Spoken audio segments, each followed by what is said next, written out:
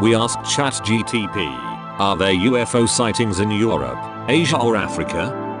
According to ChatGPT, yes, UFO sightings have been reported in many countries around the world, including Europe, Asia, and Africa. In fact, there have been numerous reports of UFO sightings in these regions over the years. However, the frequency of sightings may vary depending on factors such as population density, geography, and cultural beliefs. For example, in Europe, there have been many reported sightings in countries such as France, the UK, and Italy. In Asia, Japan has a history of UFO sightings, and there have also been sightings reported in China, India, and other countries.